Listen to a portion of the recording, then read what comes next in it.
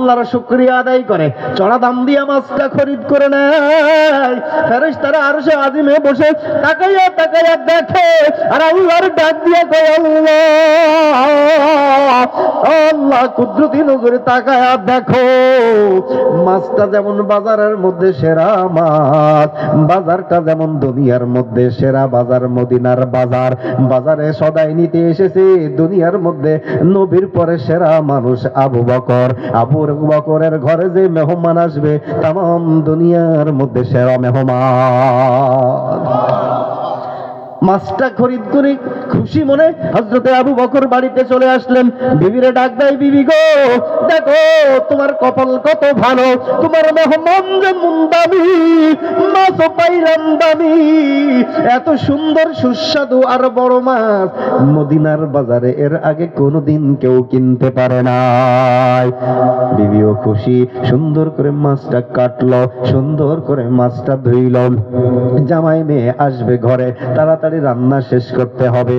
মশলা মাখাইয়া চুলা জ্বালাইয়া মাছের কড়াইটা চুলার উপরে চাপা দেয়, আগুন নিভে যায়। আল্লাহ রাসূলের সাহাবীর আবু বকরের জামাই স্বয়ং আল্লাহর রাসূল নিজে বাড়িতে একটু দাওয়াত দিয়ে খাওয়াইতে মনে চাই না তা কি যেন তেন জামাই, আমাদের বিড়ি খাওয়া জামাই মুখ দিয়ে ভক ভক করে গন্ধ বাড়ায়, তারপরেও সপ্তাহে সপ্তাহে চান্দে ঈদে ডাকতে মন চায়। আল্লাহর রাসূলের সাহাবী আবু বকরের জামাই রহমাতাল লিল আলামিন, যার বাড়িতে মেহমান হিসাবে যাবে, যার প্রতি খুশি হয়ে যাবে, আল্লাহ তার উপরে খুশি। আল্লাহ যার উপরে খুশি তার জন্য জাহান্নামের আগুন হারাম। এই সুযোগ কি আবু বকর ছাড়তে চায়? আল্লাহ রাসূলের শাশুড়ি আম্মা আবু বকর রাদিয়াল্লাহু তাআলা আনহুর বিবি স্বামীরে ডাক দিয়ে কয়, স্বামী গো আমাদের জামাই তো যেন তেন জামাই না, আমাদের জামাই হলো রহমাতাল লিল আলামিন।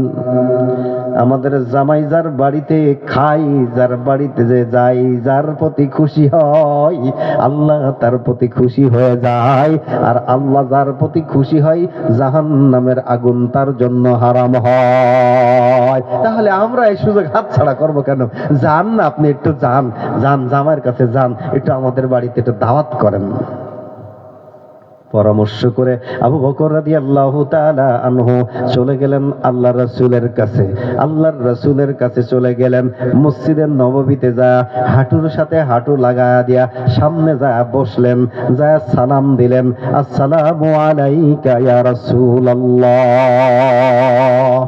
আদবের সাথে বসলেন। শ্বশুর তো পদাধিকার বলে একটু মর্যাদা বেশি হয় জামাই থেকে। আবু বকর তো আল্লাহ রাসূলের শ্বশুর, পদাধিকার বলে তো একটু মর্যাদা বেশি, কিন্তু আল্লাহ রাসূল যে আল্লাহর রাসূল, এই জন্য আবু বকর আর ওখানে যায় পদাধিকার বলে মর্যাদা টর্যাদা দেখায় না, খুব জড়ো সড়ো হয়ে আদবের সাথে সম্মানের সাথে যায় সালাম দিয়ে কাছাকাছি বসে কয়, জামাই বাবাজি একটা কথা কইতাম। রাসূল কয়, কি বলেন? জামাই বাবাজি আপনার শাশুড়ি আম্মা আপনার একটু বাড়িতে দাওয়াত করে খাওয়াইতে চাই। শাশুড়ির দাওয়াত পাইয়া আমাদের দেশের জামাইরা খুশি হয় না, বেজার হয়। আর রহমাতাল লিল আলামিন আল্লাহর রাসূল শাশুড়ির দাওয়াত পাইয়া খুশি হইছে না বেজার হইছে? আল্লাহ রাসূলও খুশি। এখন রাসূল চিন্তা করে, দাওয়াত গ্রহণ করা তো আমার উপরে কর্তব্য, সুন্নত, ওয়াজিবের পর্যায়ে গুরুত্বপূর্ণ একটা নৈতিক দায়িত্ব। কেউ দাওয়াত দিলে সেটা গ্রহণ করা, ফেরায় না দেওয়া। তো দাওয়াত তো গ্রহণ করলাম, আমি তো যাব আমার শ্বশুর আব্বা আবু বকরের বাড়িতে আমার শাশুড়ি আম্মার হাতের রান্না খাইতে। যাব যখন, তখন কি আমার বিবি আবু বকরের মেয়ে আয়েশারে ফেলা ধুয়ে যাব? তাই কি সম্ভব? বাড়ির কাছ থেকে বাড়ির কাছে ফেলায় ধুয়ে যাও তো সম্ভব না, নিয়ে যাও তো সম্ভব না। কেন নিয়ে যাওয়া সম্ভব না? কারণ আবু বকর রাদিয়াল্লাহু তাআলা তার মেয়ের দাওয়াত দেয় নাই, দাওয়াত দিয়েছে খালি জামাইরে। তো বোঝা গেল বিনা দাওয়াতে আল্লাহ রাসূল যাওয়াটা পছন্দ করে না, আমাদের জন্য যাওয়া উচিত না। এখন একটু আল্লাহ রাসূল একটু কাছুমাছু করে, শ্বশুর আব্বারে কয়, আব্বা দাওয়াত তো কবুল করলাম, দাওয়াত তো খাইতে যাব, তবে তবে বলে থাইমে গেছে। কি বাবা? আল্লাহ রাসূল ডাক দিয়ে বলেন, শ্বশুর আব্বারে আমি কি একাই যাব? কয় না যে আয়েশারে কি নিয়ে যাব, তাহলে তো আবার দাওয়াত চাইয়ে নেওয়া হয়, দাওয়াত চাইয়ে নেওয়াও তো জায়েজ নাই, মনের থেকে যদি না দেয় দাওয়াত। কয় আব্বা আমি কি একাই যাব? আবু বকর রাদিয়াল্লাহু তাআলা আনহুর বুঝতে আর বাকি নাই, না বাবা একা যাবা কেন, আমার কলিজার টুকরা আয়েশারও নিয়ে যাবা। এখন দুইজনা যাইতে তার সমস্যা নাই। খুশি হয়ে গেছে, দাওয়াত গ্রহণ করেছেন নবী। আবু বকর খুশি হয়ে গেছে, বাড়িতে যাইয়া সংবাদ দেয়, বিবি গো কই তোমার কপাল খুলে গেছে, তোমার জামাই রাহমাতাল লিল আলামিন দাওয়াত গ্রহণ করেছে, তোমার বাড়িতে দাওয়াত খাইতে আসবে। এখন শাশুড়ি খুশি, শ্বশুরও খুশি। শাশুড়ি বাজারের ব্যাগটা ধরায়া দেয়, যাও যাও তাড়াতাড়ি বাজারে যাও, আমার বাড়ির আজকের যে মেহমান, মেহমান হলো পৃথিবীর শ্রেষ্ঠ মেহমান। আবু বকর রাদিয়াল্লাহু তাআলা খুশি হইয়া বাজারের ব্যাগ নিয়ে মদিনার বাজারে চলে গেল। তরি তরকারি কেনার পরে মাছের বাজারে ঢুকছে।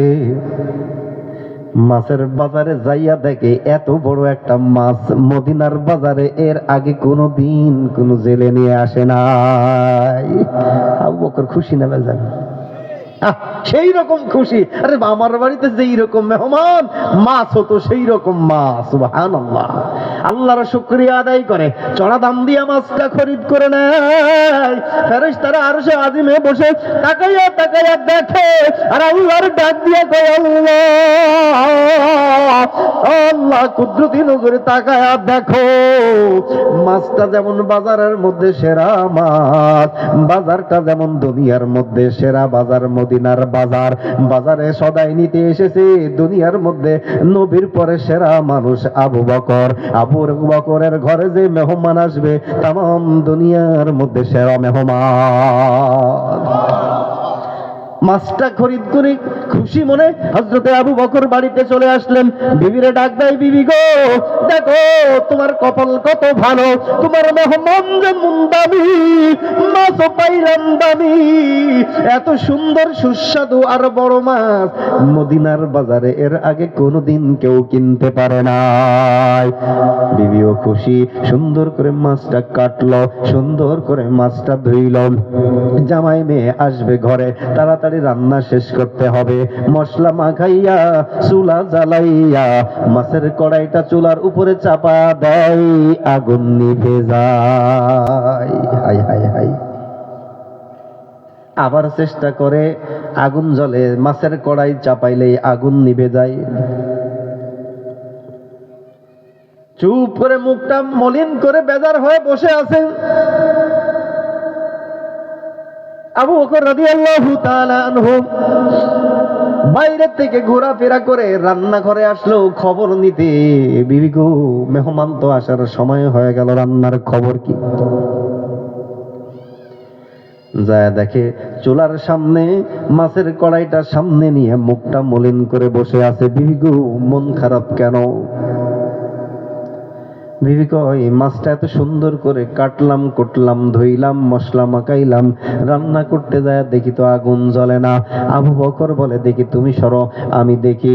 নিজের হাতে আবু বকর রাদিয়াল্লাহু তাআলা আনহু আগুন জ্বালায়, চুলার মধ্যে লাকড়ি দেয়, আগুন দাও দাও করে জ্বলে যায়।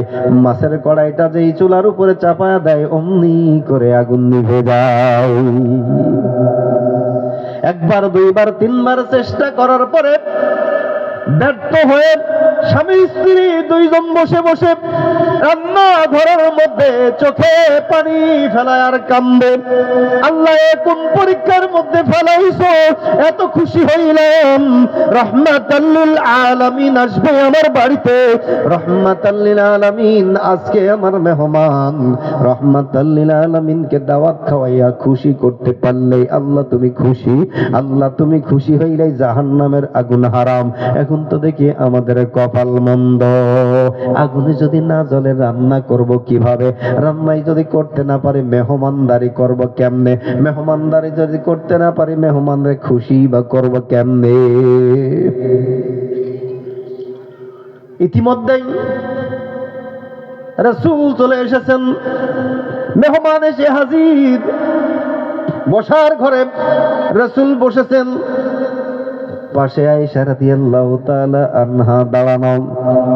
এখনো পর্যন্ত মায়ের সাথে দেখা হয় নাই, বাবার সাথে দেখা হয় নাই, তারা রান্নাঘরে। আল্লাহ রাসূলকে বসতে দিয়ে আল্লাহ রাসূলের সামনে মাথা নত করে আয়েশা দাঁড়ায় রয়েছে। আল্লাহ রাসূলের কাছে বলে, ইয়া রাসূলুল্লাহ, ইয়া হাবিবাল্লাহ, আমার মা আমার বাবা রান্নাঘরে, আমি আসলাম আমার মা বাবার সাথে একটু দেখা করা দরকার। আপনি যদি অনুমতি দেন রান্নাঘরে গিয়া আমার মা বাবার সাথে সালাম দিব। বাবার বাড়িতে এসেছে, বসার ঘরের থেকে রান্নাঘরে যাবে, স্বামীর সামনে অনুমতি নিয়ে যাইতে হবে নাকি বিনা অনুমতিতে যাবে? এটা কি শুধু রাসূলের বিবির জন্য নাকি আমাদের বিবির জন্য? আল্লাহর হাবিব ফরমান, ও দুনিয়ার বিবি শোনো, স্বামীর ঘর থেকে স্বামীর বিনা অনুমতিতে যদি একটা কদম বাইরে পা বাড়াও, মনে রেখো একটা কদম জাহান্নামের দিকে পা বাড়াইলা। আমাদের বিবিরা তো আমাদের অনুমতি না নিয়ে কোথাও যায় না। হাসে কেন? আমাদের স্ত্রীরা তো আমাদের অনুমতি ছাড়া কোনো পরপুরুষকে আমাদের ঘরে ঢুকাই না। ঢুকাই?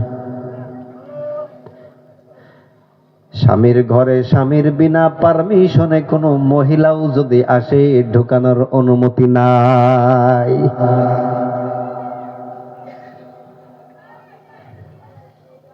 ও পর্দার আলের মা ও বোনেরা,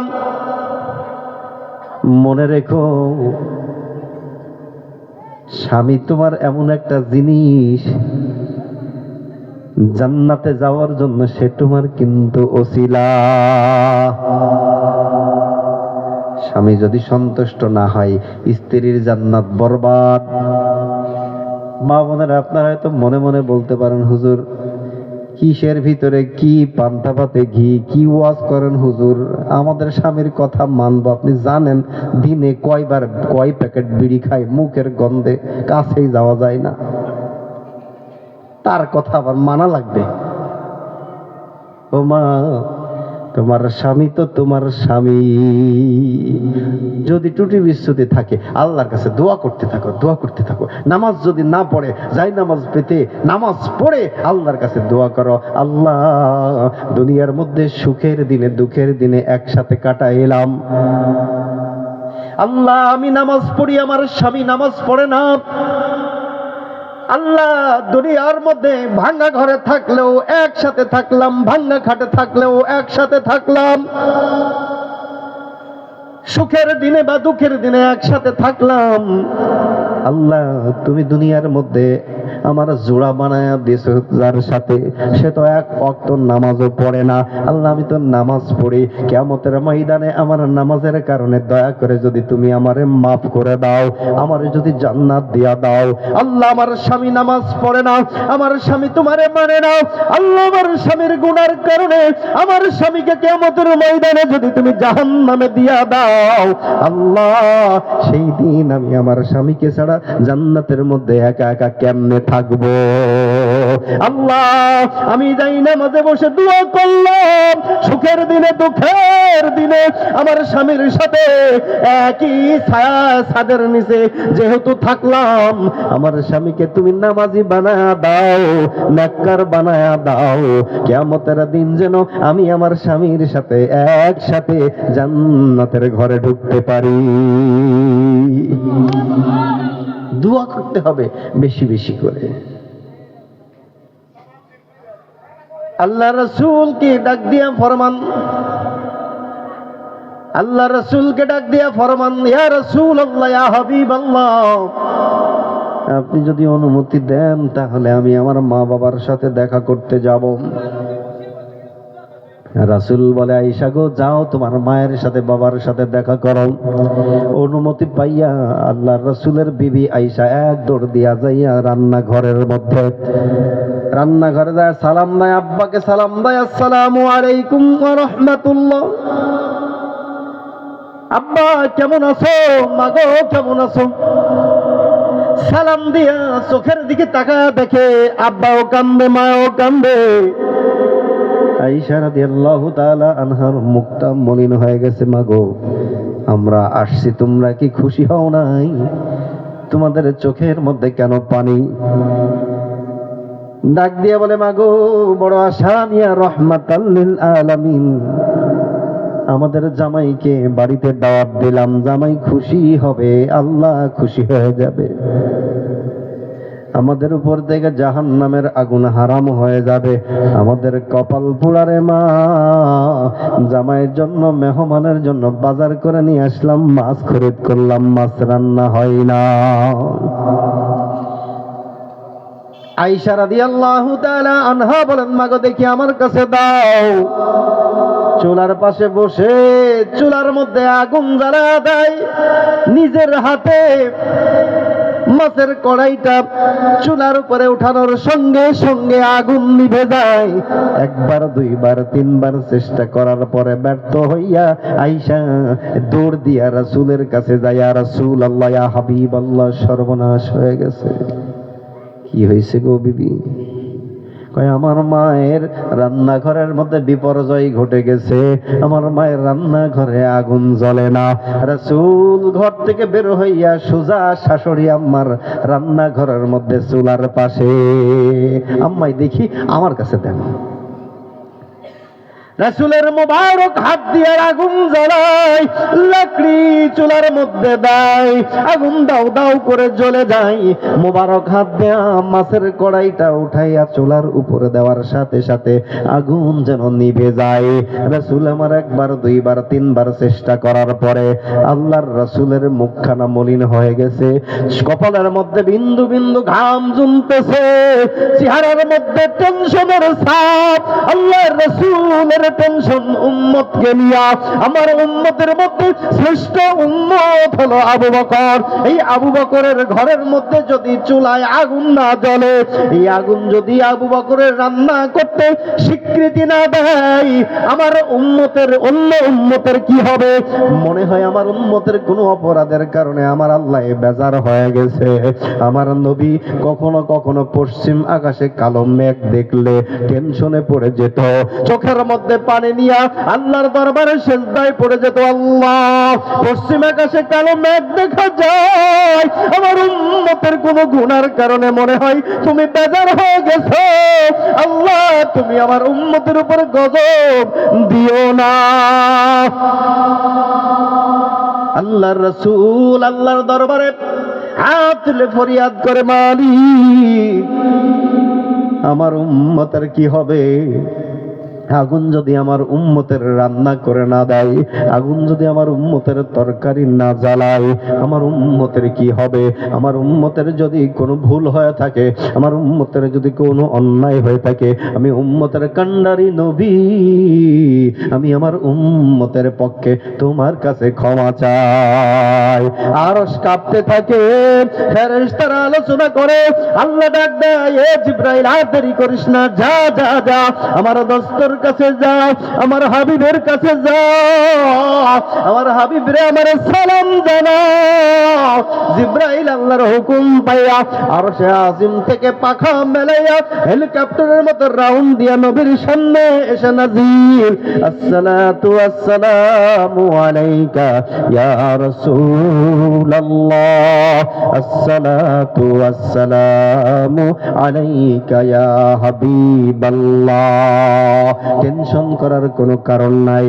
ও আল্লাহর দোস্ত, আল্লাহ আপনারে সালাম জানাইছে। কেন আবু বকরের ঘরে মাছ রান্না হয় না? আল্লাহ জানায় দিয়েছে নবী, আপনি তো জানেন না। ও নবী, আপনি তো জানেন না দুনিয়ার মধ্যে আপনার আপনি উম্মত, আপনার উম্মত যারা আপনারে ভালোবাসে, আল্লাহর ওয়াদা সে তাকে আল্লাহ ভালোবাসবে।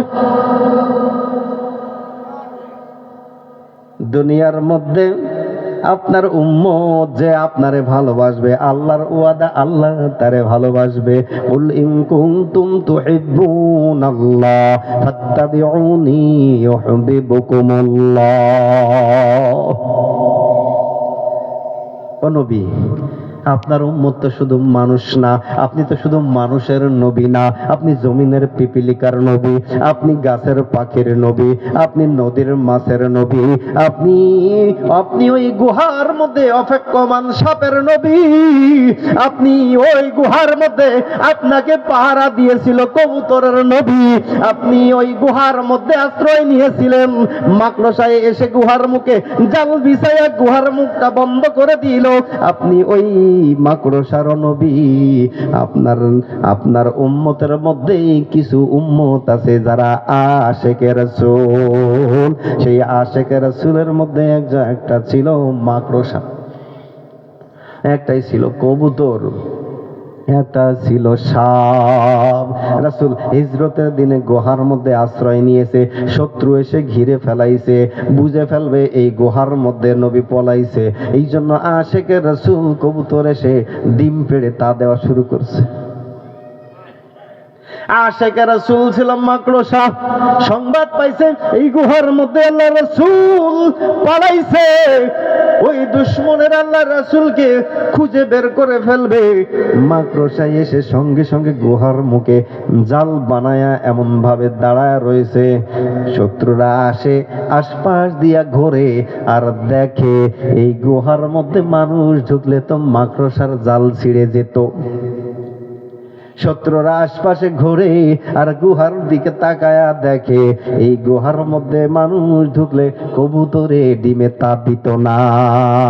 সুবহানাল্লাহ। কোন মাকড়সাইতে পাইল খবর, নবীজি গুহাতে জাল বাঁধিয়া রাখল সে, ওই সে গুহার মুখে তেরে আমার, ওই মদিনার পথে, ওই মদিনার পথে রে আমার, ওই মদিনার পথে হিজরত করতে চলছে নবীজি, চলছে না ধার রাতে, গৃহে তেরা কিয়া গেলেন, গৃহে তেরা কিয়া গেলেন, হযরত আলীকে রে আমার, ওই মদিনার পথে। কবুতরে পাইল খবর, নবীজি গুহাতে ডিম পাড়িয়া তা দিতেছে, ওই সে গুহার মুখে তেরে আমার, ওই মদিনার পথে। আল্লাহর নবীকে জিবরাইল আলাইহিস সালাম ডাক দেয়, ও নবী, আপনার এই আশেকের রাসূলের মধ্যে একটা আশেক ছিল সাগরের মাছ, আপনার এত ভালোবাসতো, আপনার উপরে দরুদ ও সালাম পড়তো, আপনার নাম শুনলে পাগল হয়ে যেত।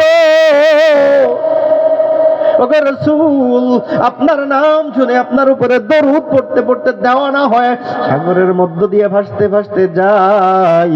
এই মাছটা জেলের জালের মধ্যে আটকায়া যায়। ওই জেলে মাছটা উঠাইয়া মদিনার বাজারে বিক্রি করে। মদিনার বাজার থেকে আবু বকর মাছটা খরিদ করে। আবু বকরের বিবি মাছটা কেটে কুটে রান্না করতে যায়। রাসূল, এই মাছটা আপনার এত ভালোবাসে আর আপনার উপরে এত দরুদ পড়ে, এই মাছের জন্য আল্লাহ সমস্ত দুনিয়ার আগুনকে হারাম বানায়া দিল। তাম পৃথিবীর আগুনকে একত্রিত করে ওই মাছটারে রান্না করার চেষ্টা করলেও রান্না করা যাবে না। ওরে মানুষ, ও পর্দার মা ও বোনেরা, রাসূলকে যদি ভালোবাসতে পারো, রাসূলের সুন্নতকে যদি ভালোবাসতে পারো, রাসূলের উপরে দরুদ ও সালাম যদি পড়তে পারো, আল্লাহ রাসূল ফরমান ওই বান্দা আর ওই বান্দির জন্য জাহান্নামের আগুন হারাম। জাহান্নামের আগুন থেকে বাঁচার জন্য, আল্লাহর ভালোবাসা পাওয়ার জন্য, জান্নাতে যাওয়ার জন্য আল্লাহ রাসূলের ভালোবাসার বিকল্প আর কিছু কি আছে? জোরে কয় না কে আছে? ও আল্লাহর বান্দা, আল্লাহ রাসূলকে ভালোবাসলে আল্লাহর এই ভালোবাসা হয়, আল্লাহর ভালোবাসা পাওয়া যায়। আল্লাহ যারে ভালোবাসে তার কি কোনো ভয় আছে? আল্লাহর ভালোবাসা যার সাথে আছে তার কি কোনো চিন্তা আছে? লা খাউফুন আলাইহিম ওয়ালা হুম ইয়াহজানুন। আল্লাহর ভালোবাসা যারা পাইল তাদের নাই কোনো চিন্তা, নাই কোনো ভয়। সুবহানাল্লাহ। দুনিয়াতেও চিন্তা নাই, আখিরাতেও চিন্তা নাই, মরণেও চিন্তা নাই, কবরেও চিন্তা নাই। ওই কবর বড় কঠিন জায়গা, একাকী থাকার জায়গা, পোকামাকড়ের ঘর, কিন্তু আল্লাহর ভালোবাসা যার সাথে আছে তার কোনো চিন্তা নাই। কবরে কি যাওয়া লাগবে না? লাগবে না। কবরে কি থাকা লাগবে না? লাগবে না। ও পর্দার আলের মা ও বোনেরা, কবরে তো আমারও যাওয়া লাগবে, তোমারও যাওয়া লাগবে। এ ধনির বিবিরা, ধনির মেয়েরা, কবরে তো তোমারও যাওয়া লাগবে, আমারও যাওয়া লাগবে। কেউ দুনিয়ার মধ্যে থাকতে পারবে না, দুনিয়ার মধ্যে কেউ থাকতে পারে নাই, কেউ পারবে না, কেউ পারবে না। আজবি জানা কাল ভি জানা, আজ ভি জানা কাল ভি জানা, জানা তো একদিন হায়, জানে ওয়ালে সব যায়েঙ্গে, রহনে ওয়ালা কোন হায়। আজকে যাওয়ার কালকে যাও, যাও তো তোমার লাগবেই লাগবে। জানেওয়ালা সব একের পর এক চলে যাবে, থাকনেওয়ালা দুনিয়ার মধ্যে কেউ থাকবে না। আমারও যাওয়া লাগবে, আপনারও যাওয়া লাগবে, কেউ থাকতে পারবো না। ওই যে দাদা ছিল, দাদা আর দুনিয়ার মধ্যে নাই, বাবা ছিল, বাবা আর দুনিয়ার মধ্যে নাই। এমন একটা সময় আসবে রে মন, আমিও থাকবো না, তুমিও থাকবা না। যুবক ভাইয়েরা, যুবতী বোনেরা মনে করতে পারে হুজুর তা তো যাওয়াই লাগবে, ঠিক আছে, কিন্তু এখনো দেরি আছে, এখনো সময় আছে। কেবল আমি যুবক, কেবল আমি স্কুলে পড়ি, কেবল আমি কলেজে পড়ি।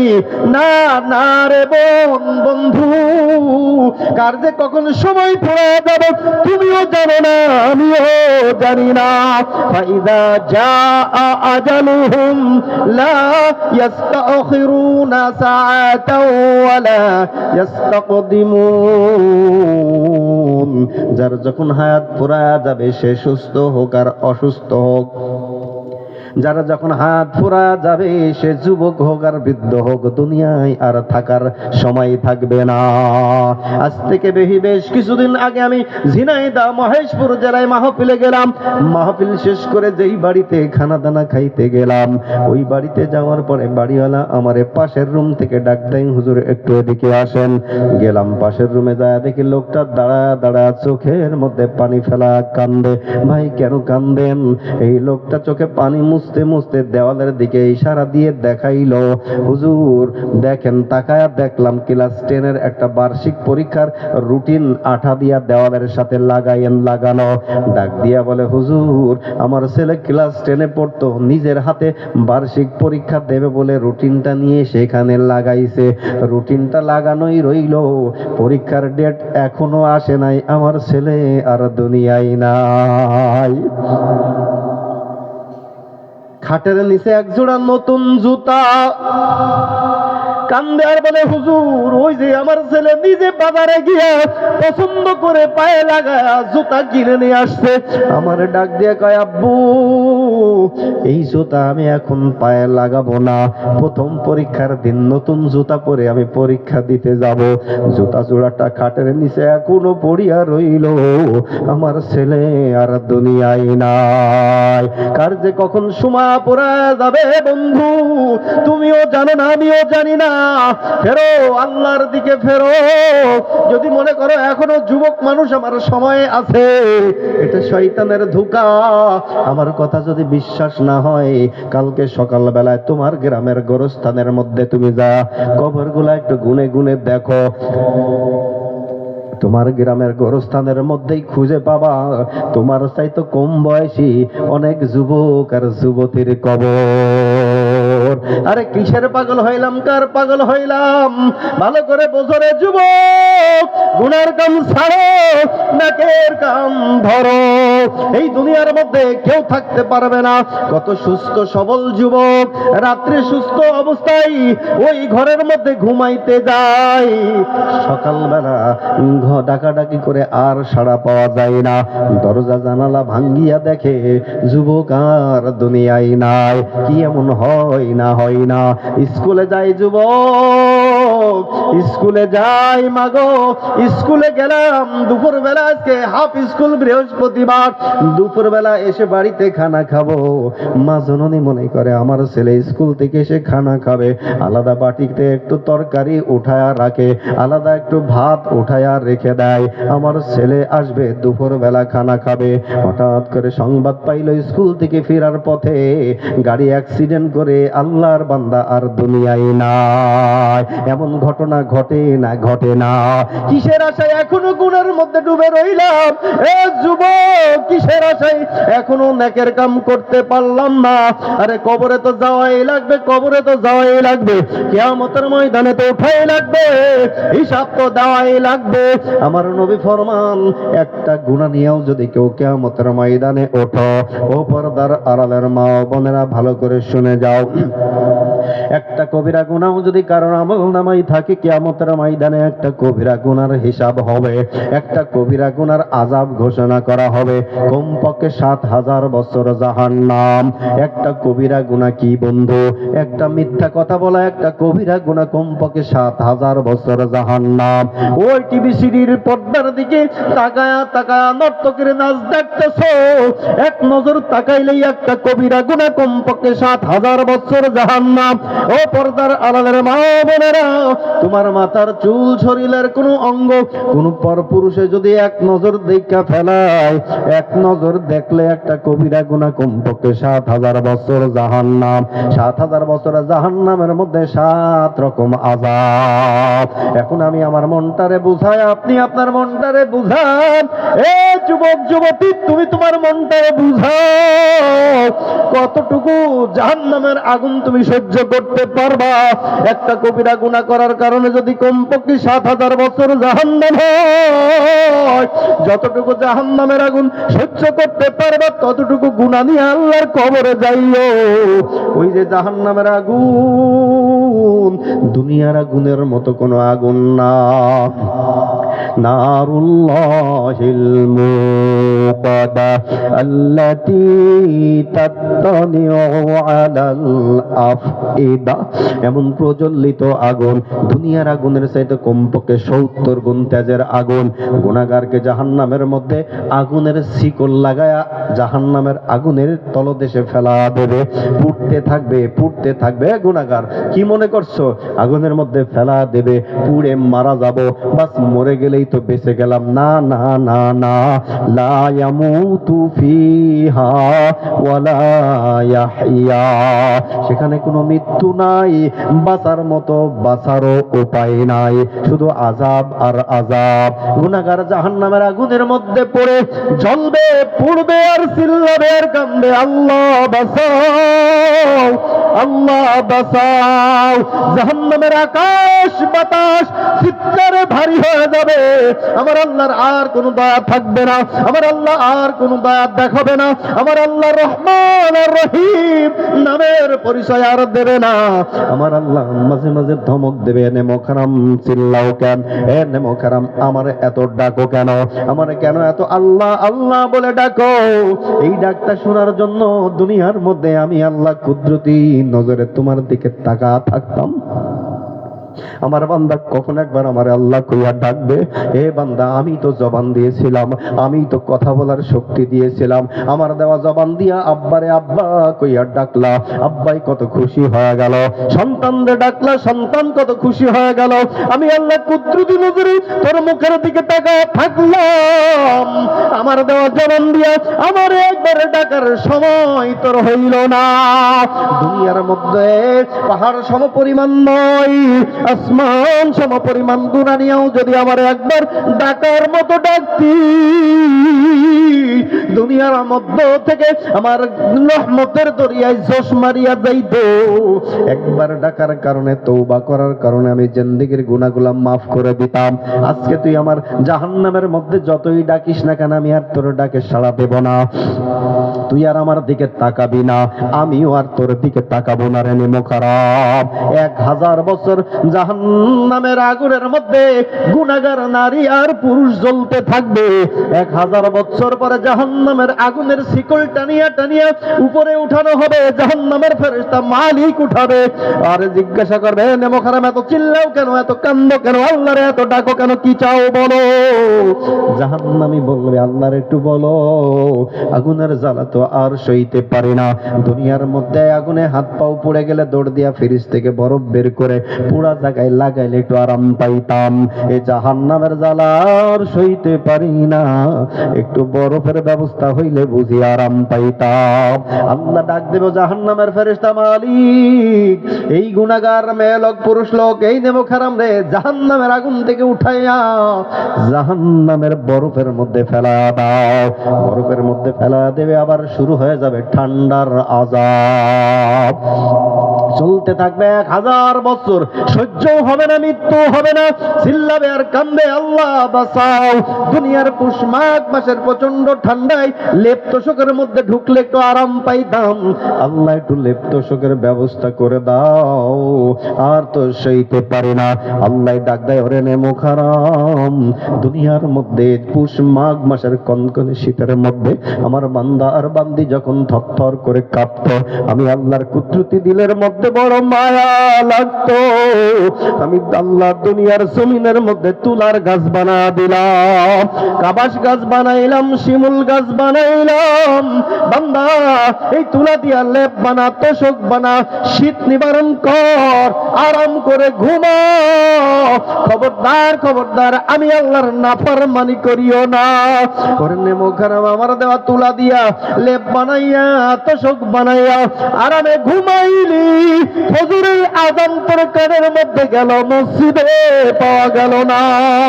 এখন তুই লেপ চাস, তোশক চাস।